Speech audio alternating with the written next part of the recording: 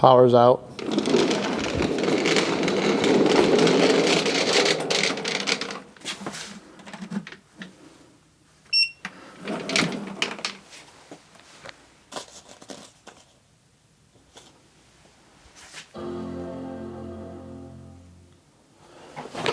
Well, if you're able to watch this video today, it's because of that little portable power station. You'll see why I had to resort to battery power and how it affected my project later on, but this video isn't about that. This video is about my dream garden tractor build. I've been working on this John Deere 318 for the last 111 days, and truly, a little bit every day does go a long way. Staying engaged on your project will eventually get you there, and my goal for this episode is to finish assembly on the driveline, get the engine running, and then get all the paint work done so that I can finally reassemble this tractor and put it to work this spring. And as you may have guessed though, not everything always goes according to plan, but you've got to stay the course. So I'm going to start where I left off in the last video, and hopefully you'll stick around to join me. Dig Drive DIY! Hey, we're back.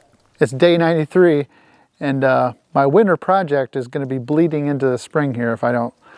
When this stuff got back from the sandblasters, it was a little rough in places. There's a few things I need to fix up, but other than that, not too bad. So I've got a whole assortment of old sandpaper and materials that I've used on vehicles I've painted in the past. I'm just going to use that stuff. I'm going to try not to buy anything new for this. And I'm going to try to remember it's just a garden tractor, right? And not get too carried away. So the girls are getting stuff cleaned up in the old barn here. This is going to be my makeshift paint booth. So get the floor cleaned up so it's decent. And then I'm going to try to probably hang a tarp up here. Thank you for cleaning.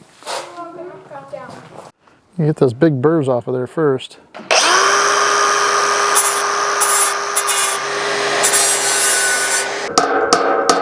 That looks pretty good.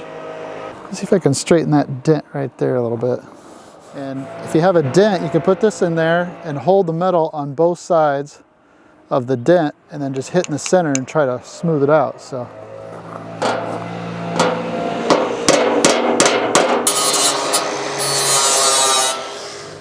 There we go. Oh! Smooth. It's not perfect. There's a lot of pitting here, but I don't know if it's like, I would have to fill it and sand it again and fill it. I don't think it's worth it. I think it'll look just fine. Day 94, and I need to get a hood picked out and prepped for paint.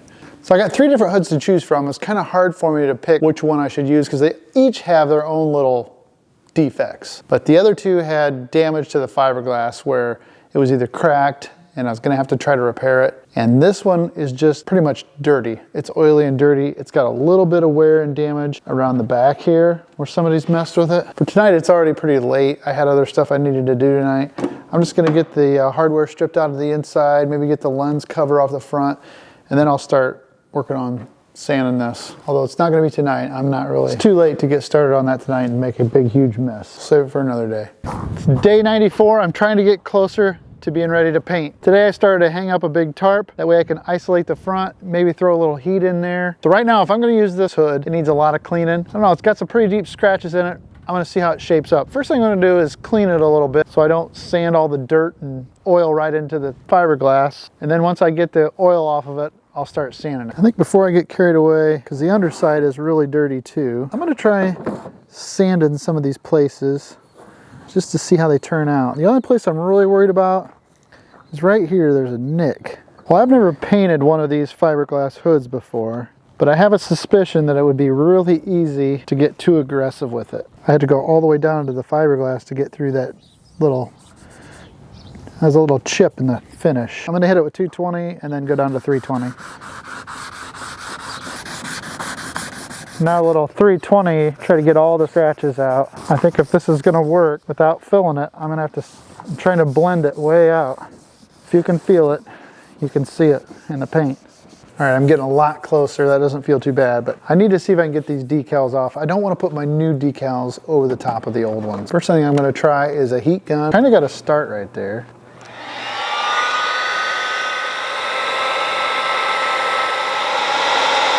I almost got all of John Deere off. Let's see how long this stays on here. That looks terrible.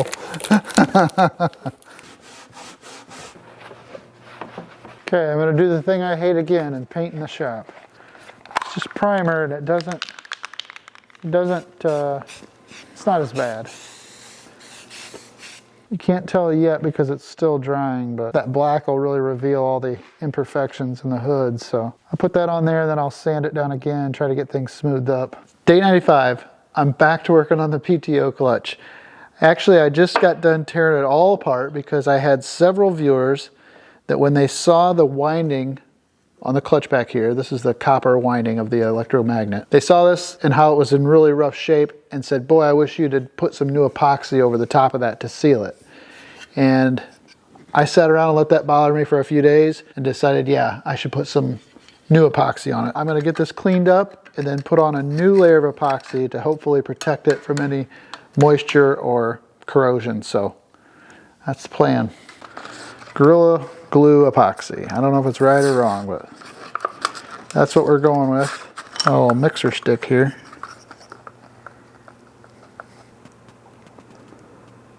Man, I'm not gonna have enough. I got another container of it. Well, it's gotta be better than it was. Clearly, I don't know what I'm doing. So once that hardens up, I'll try to get rid of all this stuff that ran over the edges, make sure there's nothing that's gonna impede the action of this thing, and I'm gonna call it good.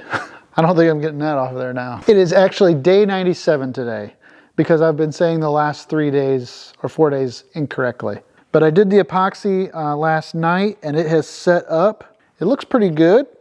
I got a few spots where it ran over, so I don't know. I'm gonna try to grind those down and then we'll see how this piece fits in here and make sure there's no clearance issues. All right, how's this looking now? All right, I think that feels good. I've got it all put back together. Actually, there was a little bit of a hang up. I had to take it all back apart. It didn't fit together quite right because I think the epoxy was too tall, so I took and I milled it down some more real nice and even. It was rubbing. It was still working, but it was rubbing, so. I think it's gonna work now. I tested it out, the clutch is working. I got new parts for the anti-rotation bracket that I needed. I actually went ahead and ordered it from Deere. It was expensive, but I was getting lazy and called them and they were able to get it, so I think that's pretty impressive. I've got a little bushing to go on there. I got to drill out that hole just ever so slightly so that that bushing fits in there. But hopefully that'll keep that from rattling because basically this bracket gets mounted to the frame and then it keeps this clutch housing from spinning. So this way everything looks good and this thing's ready to go back on. Finally, it's day 98. It's 3/18 day today. Been busy all day at the park. And well, now it's time to do something important for this tractor. Let's get this rear PTO put on there. That'll let me really get going on this final assembly. I'll put this hose on here first. Don't really need a sight glass right now because it's clear tube. If it gets discolored, I may have to do the sight glass. We'll see. My buddy Ryan that did the sandblasting for me came through with some brand new fasteners too. So thanks, Ryan. The shield can go on. Well, it's installed. The entire drive line is now in the tractor. So I feel like that's a big enough accomplishment for 3/18. Day 99.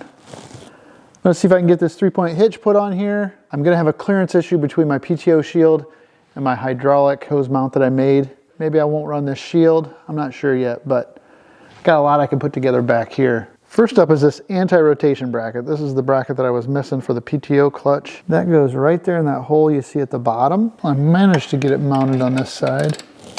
There we go, you can see the bracket right there.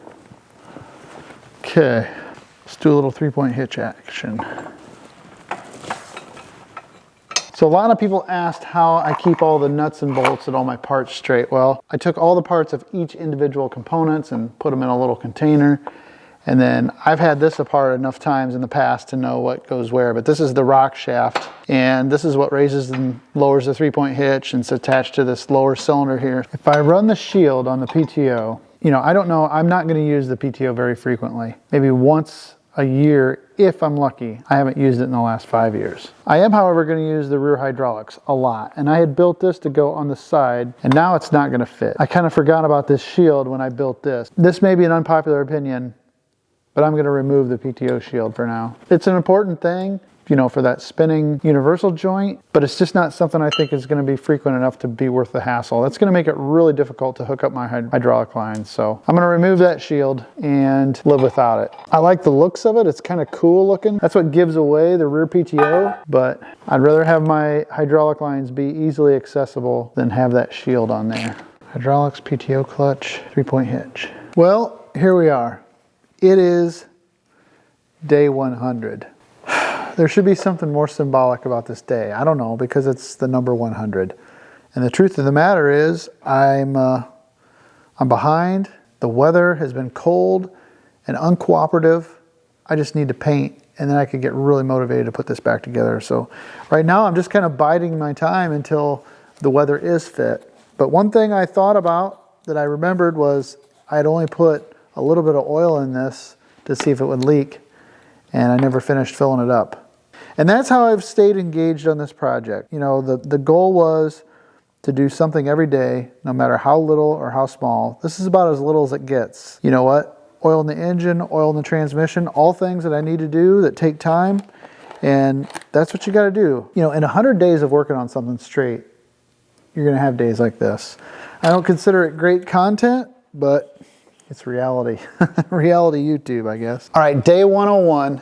And I feel like putting a little more color on this pig. So I'm going to paint a few more small components inside the shop here.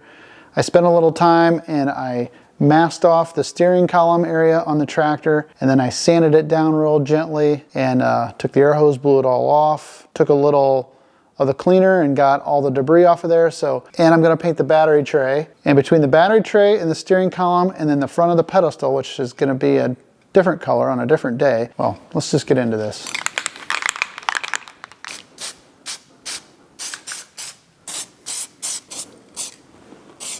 Time for coat number 2. I like to let it flash for about 10 or 15 minutes. That lets it get good and sticky. Then it'll hold a little bit heavier second coat. That's when I try to put the shine on. You got to use a light or something so that you can see the paint on the surface. And when you see it's shiny on the surface, it'll remain shiny. If it's misty looking, it'll stay misty and rough. That looks really good. Wet and glossy. Call that good enough. All right, tomorrow I'm going to try to paint a little bit of yellow. Day 102.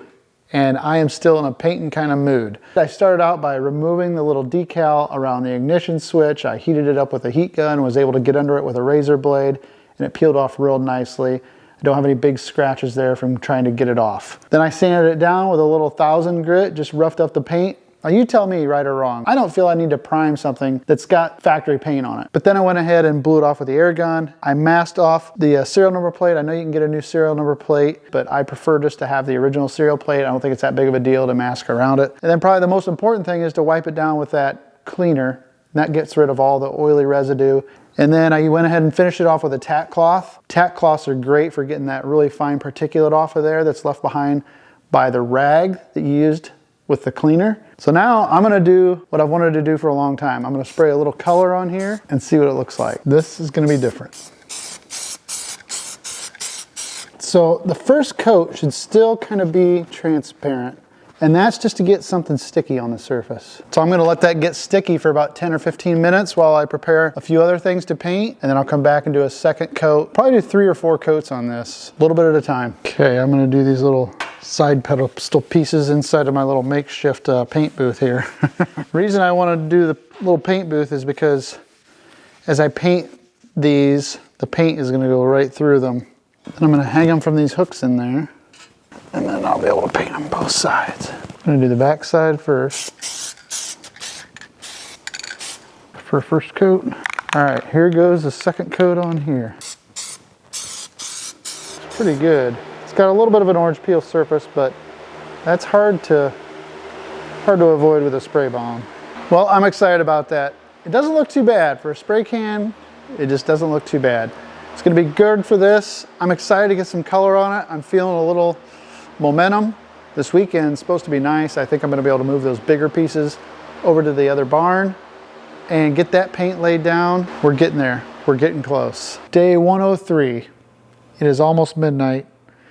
And I just now got out to the shop. Not gonna do much tonight, but I wanna uncover it to see how the yellow looks against the gray. I gotta say, it's looking pretty good. There won't be as much gray up against the yellow like there is right now once I get the fender pan and the side panels on. But I'm getting a fire lit under me now. It's getting more exciting. So, okay, let's paint the rest. Day 104.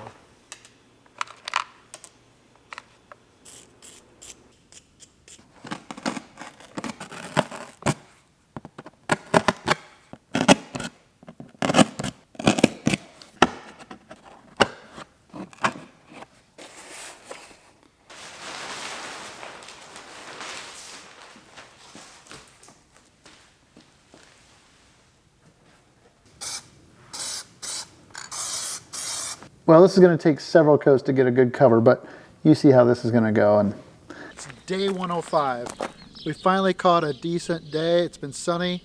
It's in the 50s, so it's not super warm. But I've spent the afternoon trying to get my makeshift paint booth ready. I hung up some more tarps, put some more tarps on the floor, and I'm working in there to get everything hanging and ready to go so that when it's time to shoot, I can just shoot. So I'm trying to do the final preparations out here. I start out with 1,000 grit.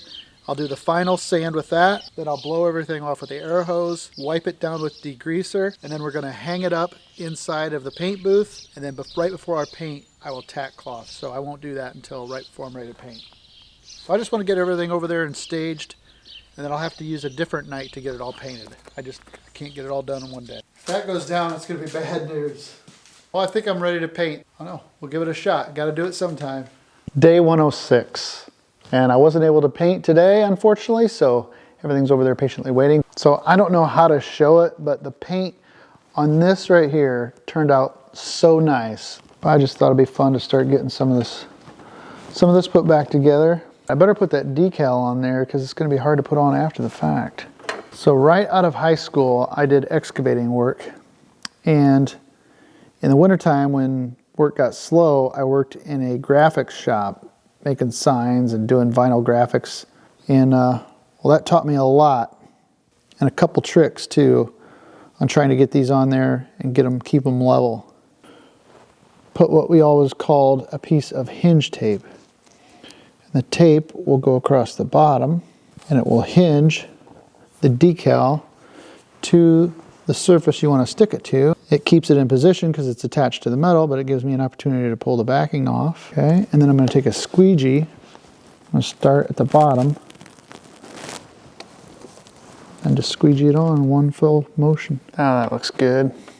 So I want to give a shout out to Carl Thomas at Custom Graphics because he taught me how to do vinyl graphics, and I've been using it ever since. All right, well, the pedestal's done. I got the ignition switch and the choke cable and the battery tray all installed. I love the contrast. Like I said, that yellow on gray just looks sharp, but that's progress. All right, on to another day. All right, day 107, and tonight I wanted to get the wiring done on this tractor. So first thing I did was drill a hole in the frame to mount the starter improvement kit.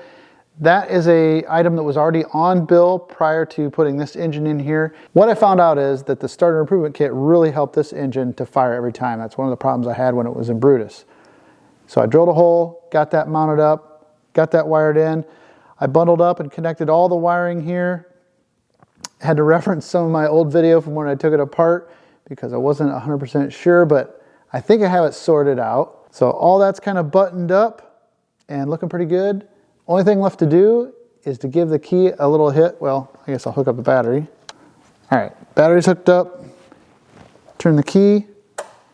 Oh, it's got juice. And I'm gonna give her a whirl.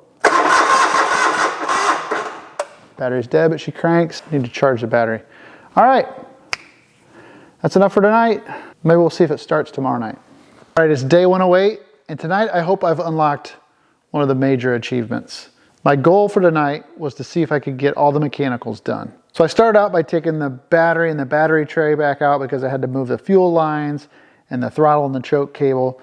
So I got that yanked out, got everything rerouted and reorganized. I rerouted the gas lines, got the fuel pump mounted to the firewall. Then I rerouted the throttle cable. I had to cut that off and adjust it. And then I routed the choke cable. Then I filled up the rear end full of oil. It's time for the slowest thing in all of 318 garden tractors. Filling it with hydrostatic fluid takes forever with this little fill tube. It is currently 12:25 a.m. All right, fortunately without the gas tank in there, I can see the oil coming up in the tube, so we're done with that. 12:53. So that took just under 20 minutes to fill that. Now I got the gas tank back in, the fuel lines are hooked up, and put the battery tray back in, and the battery, it should be all systems go. So you're gonna watch me see if it'll start for the first time. Hopefully the wiring's all correct. If this starts and runs, it'll be the first time in over 3 months. Choke is out, give it a little throttle. Battery's charged.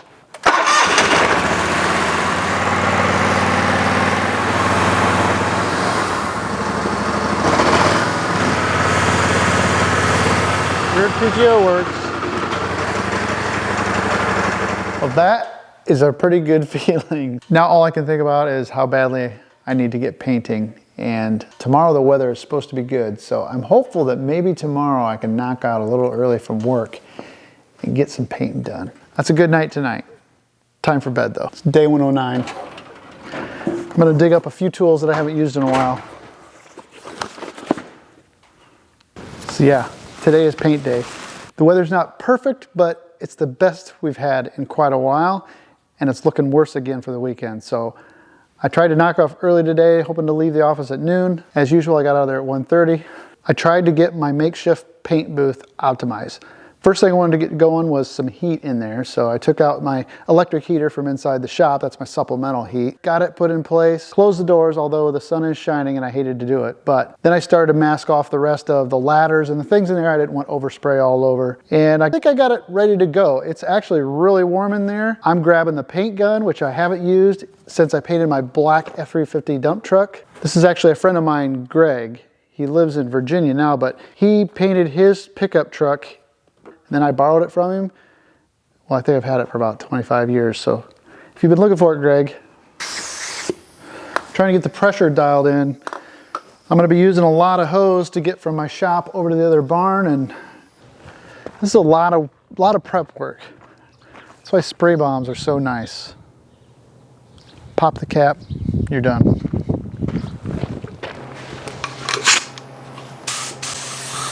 Here's my little holster. So I already did a surface prep on this where I did it degreaser. So I'm hoping that that's okay. This is not ideal the way this is swinging like this, but to try to prevent trying to do this, having to do this like 3 times where I have to paint, take it all down and paint again, this is what I'm doing. I found this at a garage sale one time and I couldn't resist it. It's been my mechanic shirt ever since. When I want to use something I'm not worried about ruining, I wear this shirt. Here we go. So I haven't been this nervous about something in a long time. Like I'm genuinely nervous. I used to paint all the time, and I think when you're younger, you know, you don't have as much reservations. You're willing to just take on the world and no fear. And now as you get older, I want it all to be right, and I've put so much time in it, and I don't want it to be wasted, and everybody's gonna see it on YouTube. And so I just want it to be right, but I feel like I could have spent a lot more time sanding and could have used body filler on all those panels, and I don't know. I'm nervous. No runs. You're supposed to have a paint strainer funnel for this, and I don't have any. I thought I had some, but I don't. So we're just gonna do a little bit at first to test it. Oh no! Right out of the gate. That's why I'm nervous. I look like I don't know what I'm doing.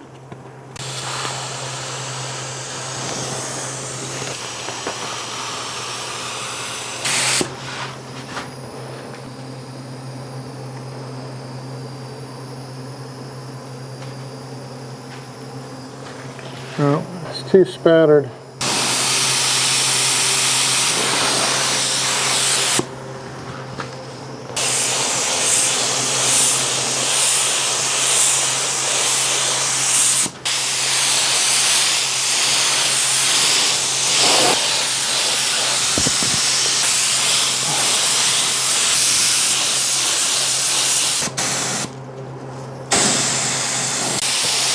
What's all the way in? A bit more.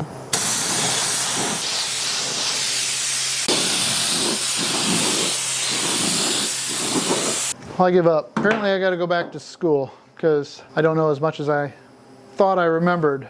I cannot get the gun to work. It's supposed to be high volume, low pressure. I used to run it on low pressure, but it's not atomizing the paint right, so I don't know if it's the paint or the gun. When I crank up the pressure to make it paint right, then it's too much air and it's blowing everything everywhere. So I'm gonna start over.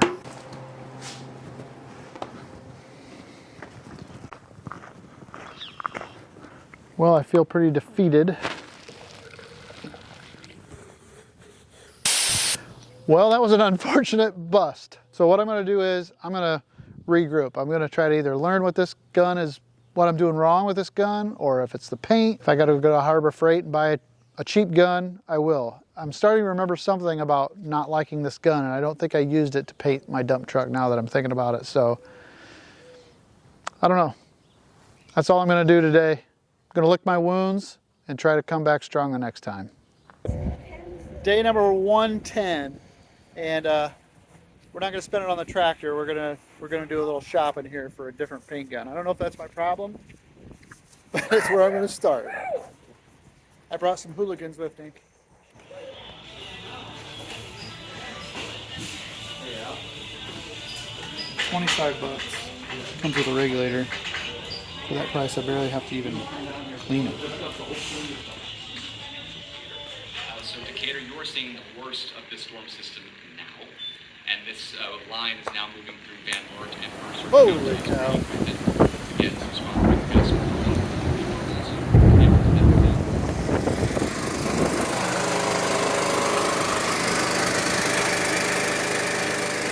Well, it's day 111, and we woke up to that same familiar hum of the generator after what appears to be either a tornado or at least some very high winds that moved through our area overnight. And everything is fine at our place. There was no damage at all, except for a few missing shingles, but we were incredibly lucky and we're thankful because just a half a mile north of here, it looks like the path of the strongest cell moved through. Our Amish neighbors lost 2 big giant livestock buildings, and there are tons of trees down and damaged homes all over the area. I haven't heard any reports of any injuries, so we're all very grateful for that. But our power was out, and obviously I wasn't going to get any painting done today to make the deadline for this video that you're watching right now. But as I said earlier, that's just real life. It's no biggie in the grand scheme of things, really. But I will still honor the commitment of a little bit every day goes a long way.